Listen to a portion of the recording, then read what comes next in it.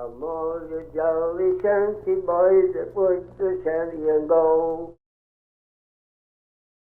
As soon as the rivers thawed in the spring, loggers broke the timber from the rollway and tumbled it into the rapidly moving river. River hogs rode the logs downstream. They kept the river free of jams and obstructions, but many a life or limb was lost in the spring. Not every logger took the train to town to drink away their winter paycheck. Some stayed behind to work the spring log drives. They sorted logs and brought them down to the river to be rafted and delivered to the mills. It was a tough job, some say harder than working in the woods. But the Saginaw Valley rivers made transporting the logs easier than in most other areas of the country. Author Herbert Nolan said at the time, the Saginaw and Tittabawassee Rivers were the greatest log driving rivers in the world.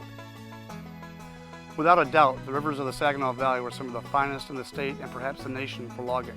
The Tittabawassee, the Saginaw, and others, they were wide rivers, they were deep, and they handled those millions of logs every spring that the lumbermen need to make sure that their mills operated. Logs would be transported to the river's edge and dumped along the banks until spring. One well-known place to hold the timber was the Averill banking grounds just north of Midland. Several lumber companies used this site to hold their saw logs. During the boom of the lumbering era, the Averill roll bank, or Red Keg roll bank as it was known, was in fact the largest roll bank in the world. There were more logs put down the Red Keg roll bank than anywhere else in the world. One of the reasons it was such an important roll bank is it was one of the few spots in the river that had a significant height variation, which allowed them to store their logs, and then in the spring when the floods came, they could roll the logs down this high bank into the river on their way to Saginaw for marking and milling. The ends of the logs were marked with a stamp to show which company owned them. Despite having these company marks, some logs were still stolen and remarked. This was not a practice was as prevalent as people might think, but there were some unscrupulous people that would cut an inch or so off the end of the log and remark it with their company's mark or their own mark, and then float it back down to the mill. The problem was that if these people were apprehended, they were dealt with very harshly. Even with these end marks, it was tough to sort the vast amount of logs in the river. Charles Merrill saw an opportunity in this problem. He started the Tittabawassee Boom Company in 1855 to help lumbermen get their logs to the mills. Lumber owners were also shareholders in the company, and his log sorting business provided an essential service. Here at the Hoyt Library in Saginaw, these books are the records of the Tittabawassee Boom Company. They give us a good idea of how many logs went down the river back then, and according to these records, there were 1,100 log marks registered with the state at one time.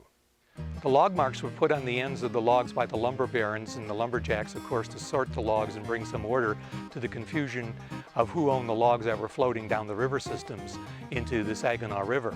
You have to imagine that there are millions of board feet of logs coming down, and at one time there were 160 sawmills along the Saginaw River.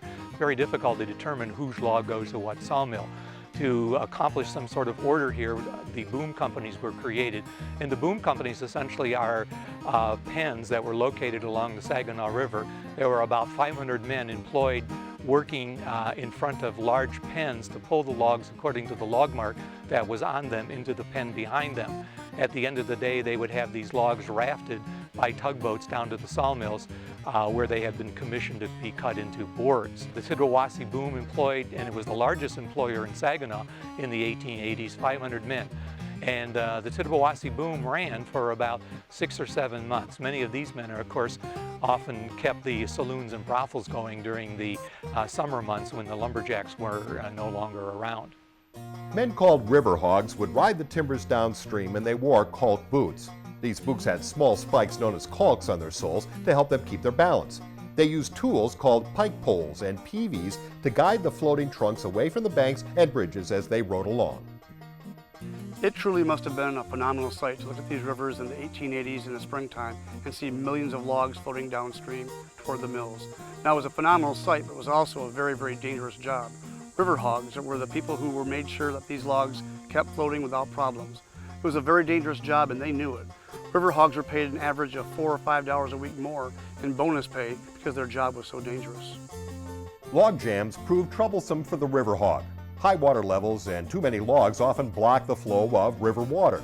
In 1869, a Tittabawassee Boom Company foreman named James Whittier reported 110 miles of logs lying in a solid jam in the Tittabawassee River. The river hogs, the people that were charged with breaking up these tremendous log jams, had the most dangerous job on the river. Their fatality rate was very high, and when they couldn't find the key log to break the jams, they would dynamite the jams apart. Again, to get those logs down to Saginaw before the rivers receded and were unnavigable for logging. Once the jams were cleared, the logs were sent downstream to another staging area where they were rafted. Companies such as the Tittabawassee Boom Company were hired by the logging companies to sort the logs by their brand that were floated down the river. The logs were pulled over into pens alongside the river till where enough logs were gathered to make up a raft. The rafts were fastened together, and then they were floated, continued floating up the river to the lumber mills that were commissioned by the logging company to cut that particular company's logs into lumber.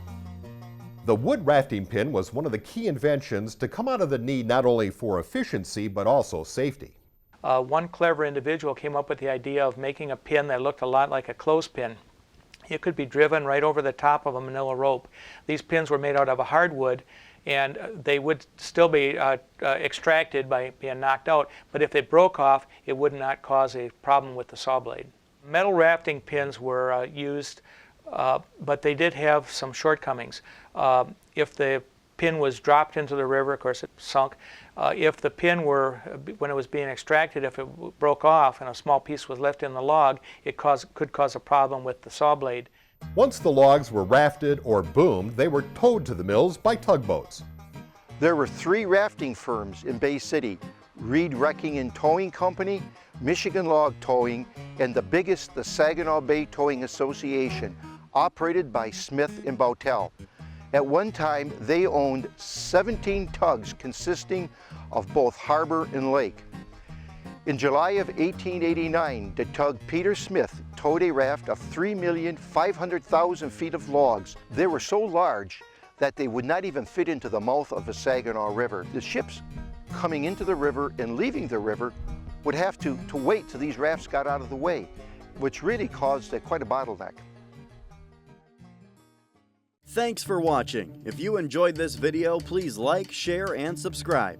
And make sure to click that bell icon to stay notified when we upload new content.